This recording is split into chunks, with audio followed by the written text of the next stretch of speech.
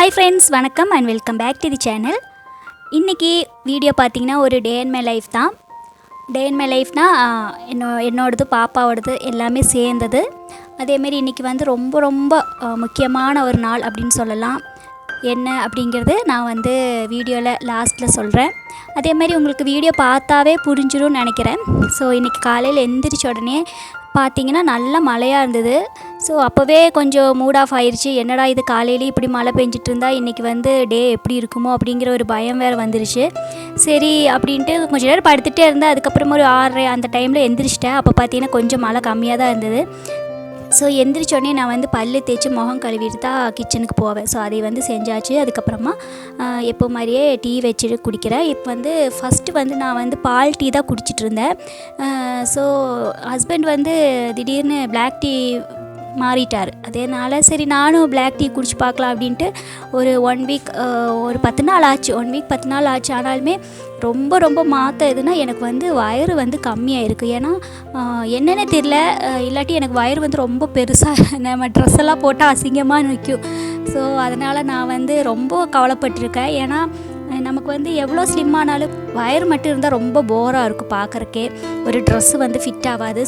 So நான் எப்போ black tea குடிக்க ஆரம்பித்தோன்னா அதுலேருந்து எனக்குமே வயிறு இப்போ ரொம்ப கம்மியாயிடுச்சு. பிரேக்ஃபாஸ்ட் பார்த்திங்கன்னா தோசை தான். கொஞ்சம் மாவு மீதி இருந்தது ஃப்ரிட்ஜில், அதை எடுத்து தோசை பண்ணிகிட்ருக்கேன். அதே மாதிரி குடிக்கிறதுக்கு வேண்ட தண்ணி கெட்டிலில் வச்சு சூடு பண்ணி இதில் ஊற்றிட்டுருக்கேன். ஸோ இந்த தோசை ஊற்றிட்டுருக்கிறதுக்குள்ளேயே நான் சாப்பாடு காலையிலே வைக்கிறேன். இது ஜெயா அரிசி, நம்ம கேரளாவில் கிடைக்கிற ஒரு அரிசி. இது தான் குண்டு குண்டு அரிசி. ஸோ இப்போ சாப்பாடு வச்சாச்சு. சாப்பாடு போடும்போது இப்போ கொஞ்சம் உப்பு போட்டு தான் வேக வைக்கிறேன். ஃபஸ்ட்டெல்லாம் போட மாட்டேன், இப்போ போட்டுட்ருக்கேன். ஏன்னா அது வேற ஒரு டேஸ்ட் தருது சாப்பாடு. ஸோ இதெல்லாம் செஞ்சிட்ருக்கிறதுக்குள்ள பாப்பா எந்திரிச்சு வந்துட்டா. இன்றைக்கி என்னமோ நல்ல மூடில் தான் வரா, இல்லைன்னா அழுதுகிட்டே வருவாள். இன்றைக்கி பார்த்திங்கன்னா சிரிச்சிட்டு ரொம்ப ஹாப்பியாக தான் வந்தாள். ஸோ எடுத்து கொஞ்ச நேரம் கொஞ்சிகிட்ருக்கேன். அவளை கொஞ்ச நேரம் கொஞ்சி அப்படி இப்படியெல்லாம் செஞ்சிட்டு இருந்தால் தான் அன்றைக்கி நல்ல குட்டியாக இருப்பாள். இல்லைன்னா ஒரே அடம்புடியும் அதே மாதிரி அழுகாச்சு ரொம்ப இது பண்ணிகிட்டு இருப்பாள்.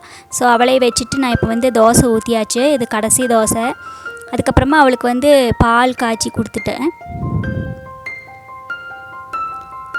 இன்றைக்கி பார்த்திங்கன்னா குழம்பு நேற்று மீன் குழம்பே தான். அது கொஞ்சமாக இருக்குது. ஸோ அதில் தேங்காய் அரைச்சி ஊற்றி அதை கொஞ்சம் மோடிஃபை பண்ணி அது ஒரு குழம்பாக பண்ணியாச்சு. ஸோ இன்றைக்கி குழம்பு வைக்கல, அதேமாரி பொரியல் அது எதுவுமே இல்லை. ஏன்னா இன்றைக்கி ஒரு இடத்துக்கு போகணும். அதனால் சரி சிம்பிளாக எல்லாமே செஞ்சாச்சு.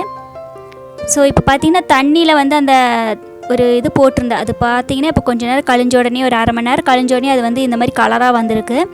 மழை பார்த்திங்கன்னா கொஞ்ச நேரம் கழிஞ்ச உடனே நல்லா மழை பெய்ய ஆரம்பிச்சிருச்சு. ஸோ வீடெல்லாம் கூட்டியாச்சு. அதே மாதிரி அந்த வாசலில் வேறு கூட்டி விட்டுட்டேன்னா அதுக்கப்புறமா அந்த தண்ணி பாருங்கள், மழை பெஞ்ச பக்கெட்டு ஃபுல்லாக நிறைஞ்சிருச்சு. ஸோ அதை எடுத்து ஊற்றி விட்டுறலாம் அப்படின்ட்டு அங்கே கொஞ்சம் க்ளீன் பண்ணிகிட்டு இருந்தேன்.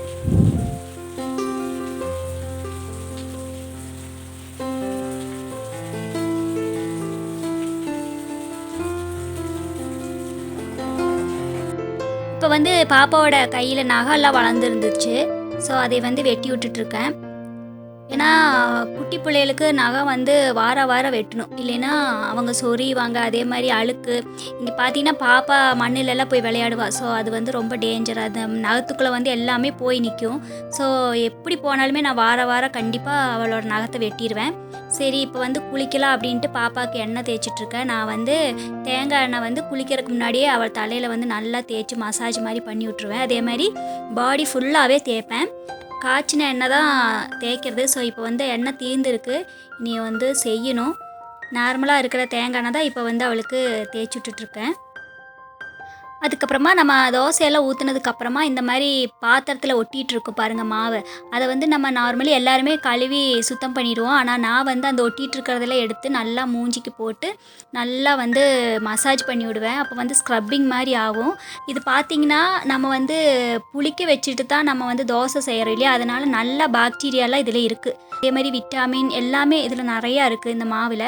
ஸோ உளுந்து அதே மாதிரி இந்த பச்சரிசி எல்லாமே சேர்ந்துருக்கனால நல்ல புது பாக்டீரியாலாம் இதில் இருக்கனால நம்ம முகத்துக்கு வந்து அது ஒரு நல்ல ஒரு க்ளோயிங் கிடைக்கும். நீங்கள் வந்து ட்ரை பண்ணி பாருங்கள். நான் எப்போல்லாம் தோசை ஊற்றி முடித்தாலுமே நான் இதை செய்வேன். அதுக்கப்புறமா முகத்துக்கு போட்டதுக்கப்புறமா இனியும் கொஞ்சம் அங்கே இங்கேலாம் ஒட்டிகிட்ருக்கு பாருங்கள், அதையெல்லாம் எடுத்து கையில் போட்டு நல்லா மசாஜ் பண்ணினேன். இப்போ பார்த்தீங்கன்னா அந்த டெட் செல்ஸ் எல்லாம் போயிட்டு நல்லா ஒரு க்ளோயிங்கும் அதே மாதிரி நல்ல பிரைட்னிங்கும் ஆகும். நீங்கள் வந்து ட்ரை பண்ணி பாருங்கள். இப்போ வந்து நான் முகத்துக்கு ஒரு ரொம்ப நேரம்லாம் போட்டுட்ருக்கக்கூடாது, ஒரு 2-3 நிமிஷம் அதுக்குள்ளேயே அது வந்து ட்ரை ஆகிற மாதிரி ஆகும். அந்த டைம்லேயே நம்ம வந்து எடுத்துட்டு நல்லா மசாஜ் பண்ணி தேய்ச்சி கழுவ வேண்டியதான். ஸோ அதுக்குள்ளே பாப்பா வந்து பல்லு தேய்க்கிறதுக்காக வந்தாச்சு. அவளுக்கு வந்து அங்கே ஒரு ப்ரஷ்ஷும் இருக்குது, அதே மாதிரி குட்டியாக ஒரு சின்ன பேஸ்ட்டும் இருக்குது. அதை எடுத்து வச்சு அவளே வந்து பல்லெல்லாம் தேய்ச்சிட்ருக்கா. நானும் அதுக்குள்ளே அந்த முகம் எல்லாம் கழுவியாச்சு. இப்போ வந்து பல்லு தேய்ச்சி அவள் வந்து குளிக்கிறதுக்காக போகிறா. சரி, அவளை குளிக்க வச்சுட்டு சாப்பிட வச்சுட்டு அதுக்கப்புறமா இன்றைக்கி நம்ம வந்து எங்கே போகிறோம் அப்படிங்கிறத உங்களுக்கு கூட ஷேர் பண்ண போகிறேன்.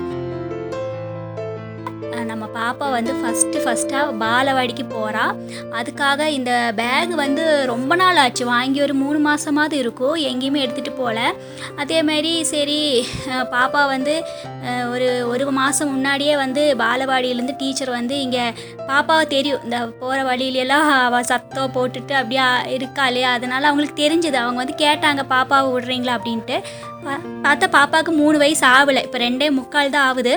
அப்போ நான் கேட்டதுக்கு பரவாயில்ல, 2.25 ஆயிடுச்சுல, பரவாயில்ல விடுங்க அப்படின்னாங்க.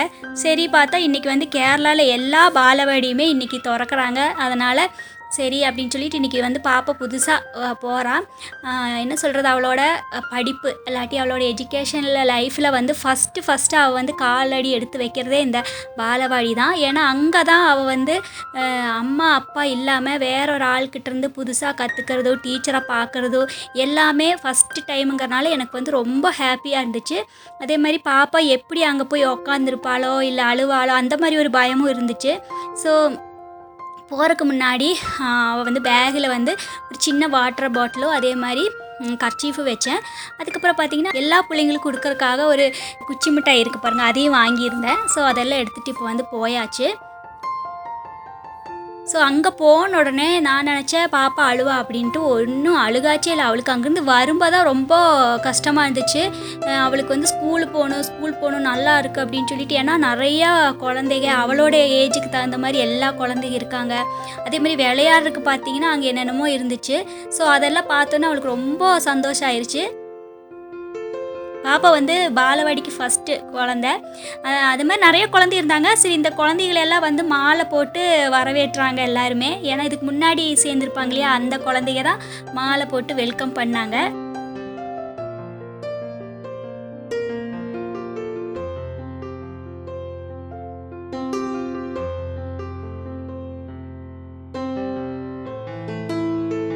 ஸோ அதெல்லாம் முடிஞ்சதுக்கப்புறமா எல்லா குழந்தைகளுக்குமே சாக்லேட் கொடுத்தாங்க. நான் வந்து பையனை வந்து எல்கேஜி யூகேஜி அதெல்லாம் எதுவுமே விடலை. நான் கரெக்டாக அவனை வந்து 1ஆம் கிளாஸில் தான் போய் உட்கார வச்சேன், அதுவும் 6 வயசில். ஸோ இந்த பாலவாடி பார்த்திங்கன்னா 3 வயசு டு 6 வயசு அப்படிங்கிறது தான் அவங்களோட கன்செப்ட்டு.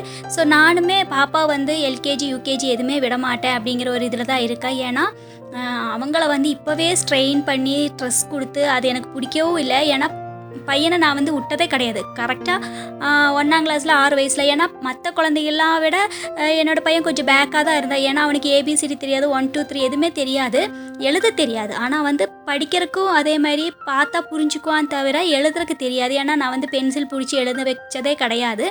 ஸோ பாப்பாவும் அதே மாதிரி போட்டும் அப்படின்ட்டு தான் நான் வந்து ஃபஸ்ட்டே பாலவாடியில் சேர்த்தியாச்சு. ஸோ அவள் வந்து நன்னாய் படிப்பா அப்படிங்கிற ஒரு நம்பிக்கை எனக்கு இருக்குது. அதே மாதிரி பார்த்திங்கன்னா அங்கே டீச்சருக்கு அதே மாதிரி நிறையா குழந்தைங்க இருந்தாங்க. எல்லாருமே அவள் வந்து சீக்கிரமாக மிங்கிள் ஆகிட்டா. எல்லாரையும் பார்த்தோன்னே ரொம்ப சந்தோஷம் ஆயிடுச்சு. ஏன்னா நம்ம வீட்டில் பார்த்திங்கன்னா தனியாக தான் இருக்கா. அதே மாதிரி இந்த நாய்க்குட்டிகளை வச்சு விளையாடுவா. அவள் ஏதாவது கேட்கா வந்தால் கூடி நான் வந்து யூடியூப் பண்ணுற ஏதாவது எடிட் பண்ணிகிட்ருப்பேன், இல்லாட்டி வீடியோ எடுத்துகிட்ருப்பேன். அப்போ எனக்குமே கோவம் வரும். ஸோ அதெல்லாம் எதுவுமே இல்லாமல் பாப்பா வந்து 10 மணிலேருந்து 3:30 மணி வரைக்கும் இனிமேல் பாலவாடியில் தான் இருக்க போகிறா. ஸோ அவளுமே ரொம்ப ஹாப்பியாக இருக்கா. ஸோ ஃபஸ்ட்டு டேங்கிறனால அங்கே இருக்கவங்களுக்கு எல்லாத்துக்குமே சத்யா அப்படின்னு சொல்லுவாங்க இந்த கேரளாவில். வாழை இலையில் வந்து நிறைய ஐட்டம்ஸ் ஒரு 10-15 ஐட்டம்ஸ் இருக்குது சாப்பிட்ற, அது இதெல்லாம் வச்சு சாப்பாடெல்லாம் கொடுத்து எல்லா பிள்ளைங்களையுமே சாப்பிட வச்சு பாயாசம் வரைக்கும் இருந்துச்சு. அங்கே இருக்கிற விளையாட்டுலையெல்லாம் விளையாடி ரொம்ப என்ஜாய் பண்ணிவிட்டு இப்போ நாங்கள் வந்து திரும்பி வீட்டுக்கு வந்துட்ருக்கோம். ஸோ இதுதான் இன்றைக்கி வந்து ஒரு இடத்துக்கு போகணும், அதே மாதிரி ரொம்ப முக்கியமான நாள் அப்படின்னு சொன்னது இதுதான். ஏன்னா இது வந்து பாப்பாவோட லைஃப்பில் வந்து முக்கியமான ஒரு நாளாக தான் எனக்கு தோணுது. ஸோ வந்து அவள் வந்து நல்லா படித்து நல்ல ஒரு நிலைமைக்கு வரட்டுங்கிறதும் என்னோடய ஆசை.